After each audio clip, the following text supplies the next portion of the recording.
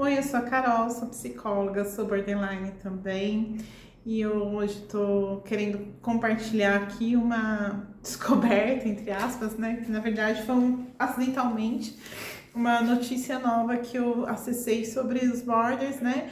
Na verdade não é sobre os borders, mas sim sobre as pessoas que sofrem com abuso infantil, né? E a gente sabe que borderline e negligência, abuso e violência doméstica infantil estão muito interligados, né? Estava eu estudando e aí eu achei no MSD é um livrinho da saúde, né, que atende todos os profissionais da saúde, e eu estava procurando lá dentro alguma coisa sobre borderline e eu não achava nada específico mesmo que eu estava procurando. E eu, de repente, me deparei com a violência infantil e as consequências disso. E aí eu fiquei muito surpresa com o que eu vi.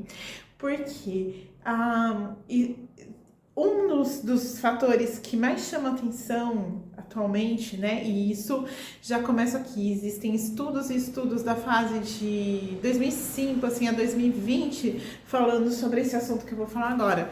Então, uma das coisas que mais chama atenção são crianças com problemas respiratórios, que é o DPOC. Do POC são doenças pulmonares obstrutivas crônicas.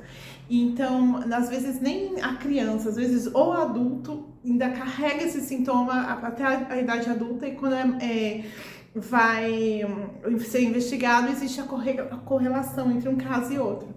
E eu lembro que no meu caso, eu tive 6 pneumonias, né? Eu não saía do hospital quando eu era criança, vivia internada, ia fazer a inalação direto, tomei muito corticoide por causa disso, então eu era uma dessas pacientes.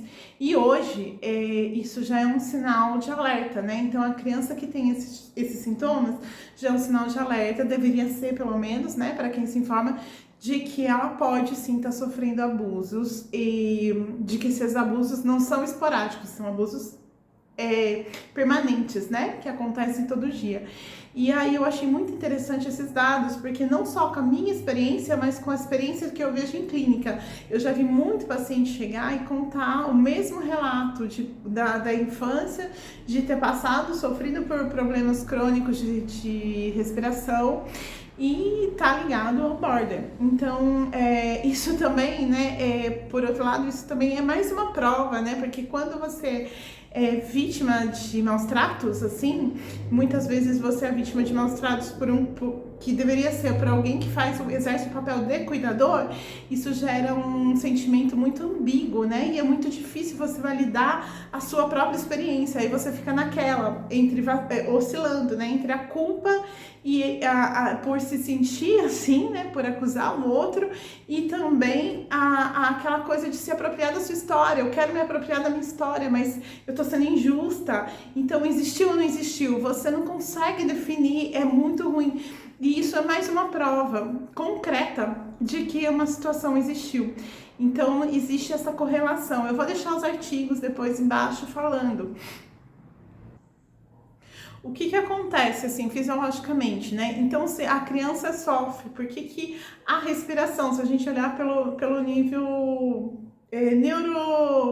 neurobiológico, né? A respiração, ela começa... Por que ela chega nesse ponto? Você vive aquela coisa daquele estresse crônico, né? Então, seu corpo fica em alerta.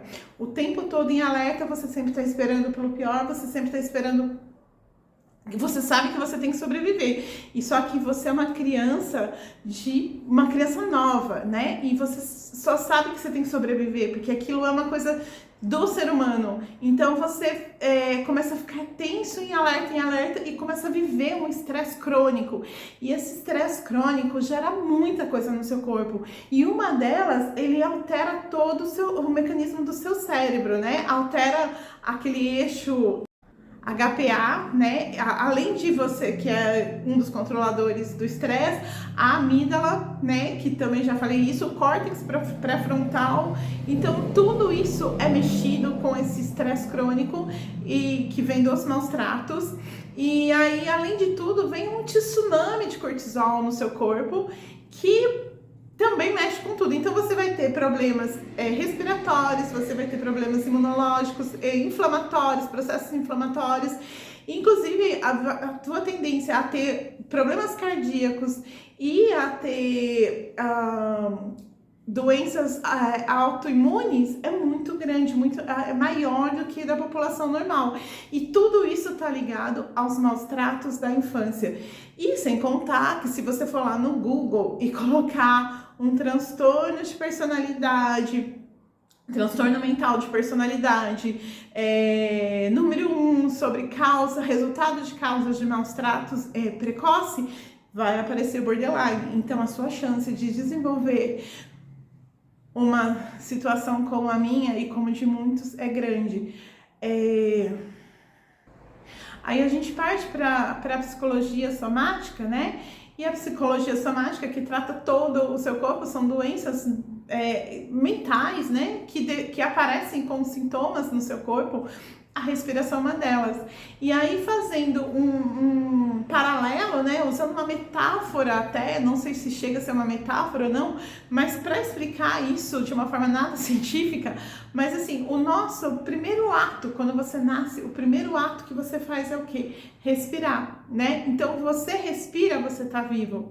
E aí, o que acontece? Você entra num mecanismo de ameaça constante. O mundo aqui fora, desde pequeno, é muito hostil. Você não quer mais respirar. Uma, porque você não existe mais. Outra, porque estão apagando você, né? Estão te apagando ali. Outra, porque respirar é um sinônimo de perigo. Para eu me proteger, eu tenho que me esconder. E se eu respiro, eu tô à vista. Então, se eu tô à vista, alguém tá me vendo, eu sou vulnerável. Se eu sou vulnerável, vão me ferir. Então, parar de respirar, acaba sendo até um mecanismo de defesa. Olha que triste que é isso. E aí você aprende a fazer isso, você acaba vivendo assim, sem contar que existem outras teorias, né? Tem a teoria polivagal, que eu não conheço ainda muito, preciso estudar mais ela, mas que fala também que a respiração, ela ativa mecanismos na gente de tranquilidade, de paz, e você não tem aquilo, você não respira, você não para mesmo de respirar, porque você não pode, porque se você tiver paz, tranquilidade, você está também vulnerável. Então veja, tudo é para fugir da vulnerabilidade. E infelizmente é isso, né? A gente aprende a ser assim, e aí eu fiquei assim surpresa com essa história, e eu vou deixar os estudos aqui, quem quiser ler mais. E existe sim essa ligação, essa correlação entre uma coisa e outra. E é triste, gente, mas assim, é a realidade minha, a realidade de tantas outras pessoas. E assim, acho que a cura é a gente encarar de frente, né? Superar tudo, deixar tudo para trás e seguir a vida. E é isso. Até a próxima e espero contribuir em alguma coisa.